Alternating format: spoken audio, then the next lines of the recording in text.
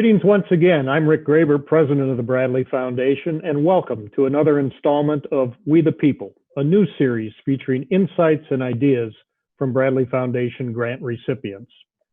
Following the controversy over the outcome of the 2000 presidential election, a movement to eliminate the Electoral College started to gain traction. And that movement has intensified since the 2016 election, putting the Electoral College under increasing scrutiny. With the current presidential election season in its final stages, there's no better time to discuss the way America has historically selected its presidents and how that system is essential to the preservation of our republic. With me now to address this topic is Trent England. Trent is executive director of Save Our States, a group dedicated to educating Americans about the Electoral College and defending it from the National Popular Vote campaign. Trent has previously served as executive vice president for both the Oklahoma Council of Public Affairs and the Freedom Foundation. He is the author of Why We Must Defend the Electoral College and a contributor to the Heritage Guide to the Constitution and One Nation Under Arrest. Trent, thanks for joining us. Yeah, it's great to be here, Rick. Thank you. You bet. Let's jump right in.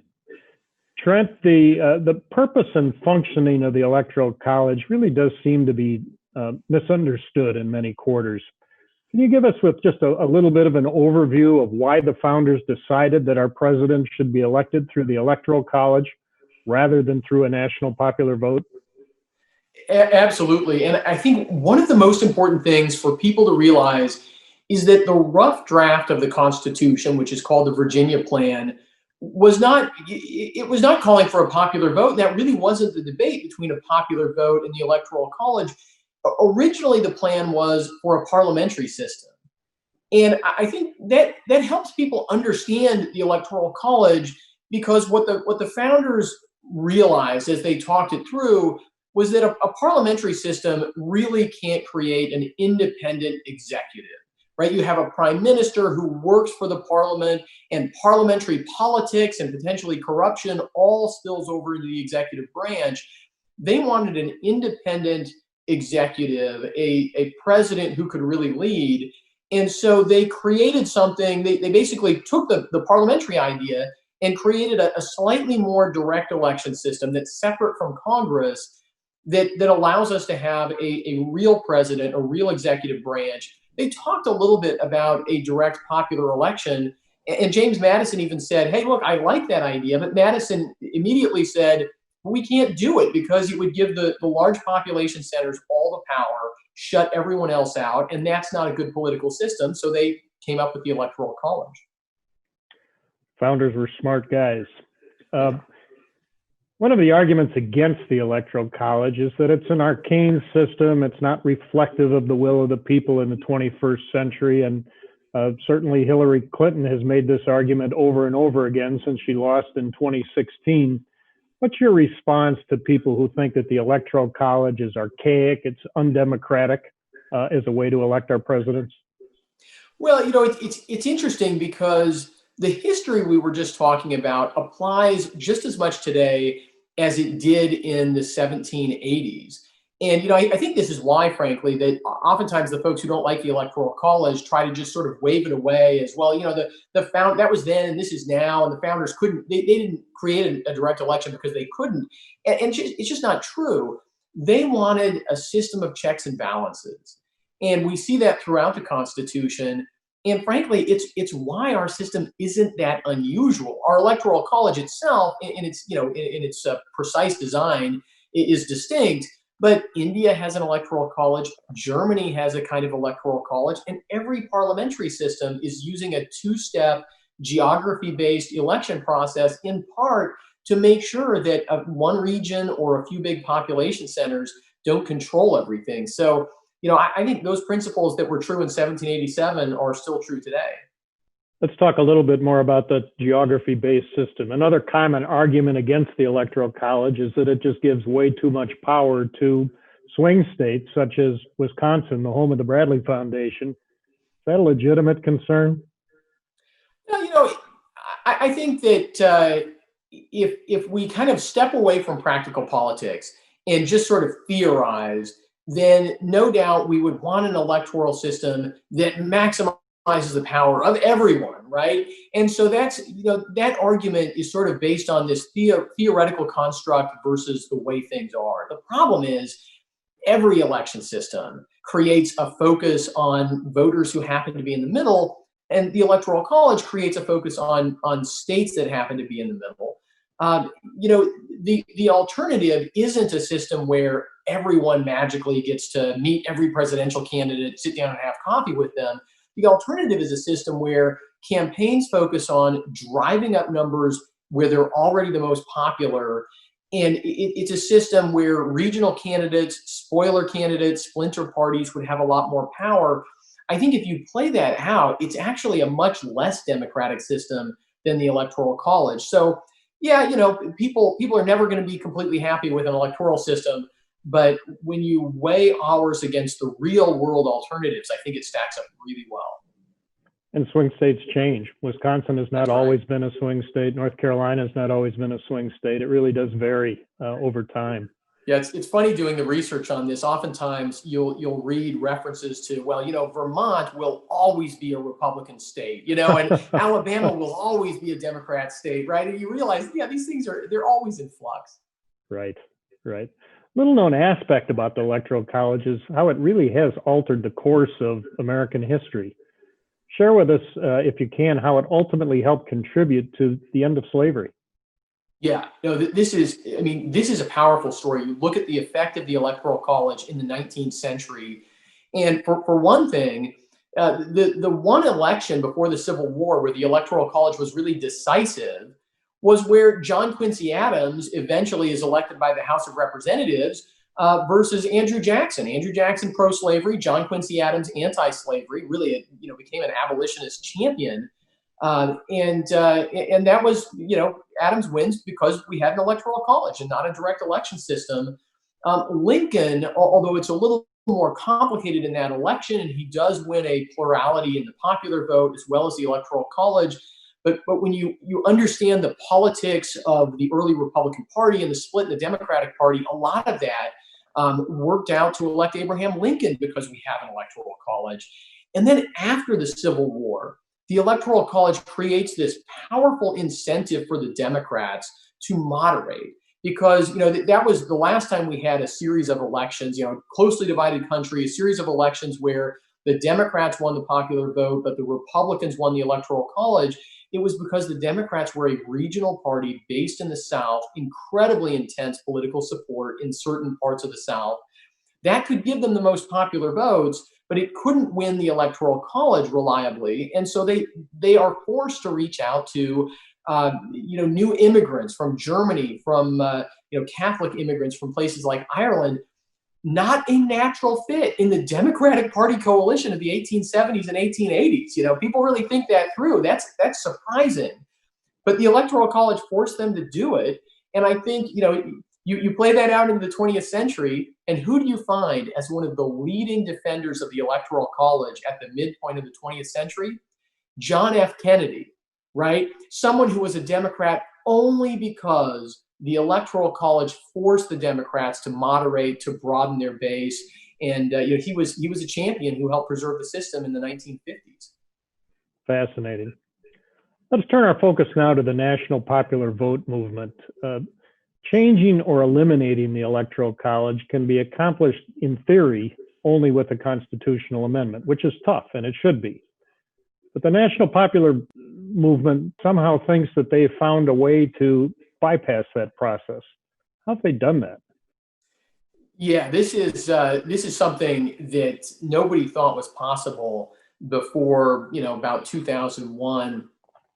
What a couple of law professors on the left came up with is this idea that you get states to pass a law that changes how presidential electors are chosen in that state. And right now in every state, presidential electors are chosen based on the way people in that state vote. Maine and Nebraska do it by congressional district. Every other state does it winner take all. And, and that's based on a state statute pursuant to Article 2, Section 1 of the Constitution. They said, what if you just had states pass a law that says we're going to ignore how our own voters vote and instead choose our state's presidential electors based on the national popular vote result.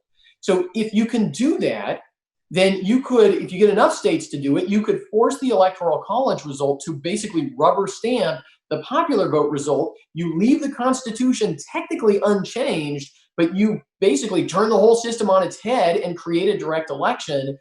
This is the reason why it's not explicitly unconstitutional is because it's an idea so dumb James Madison never thought about it, right? The idea that state politicians would pass a law to give away their state's power in presidential elections, it's crazy. But 15 states have done this. I mean, this is the power of this kind of progressive ideology on the left now, and frustration with the 2000 and now especially the 2016 election. They really want to do this, and there is an incredible amount of money behind this on the left. This national popular vote campaign. It's what we at Save Our State spend all of our time fighting against, educating state legislators and citizens.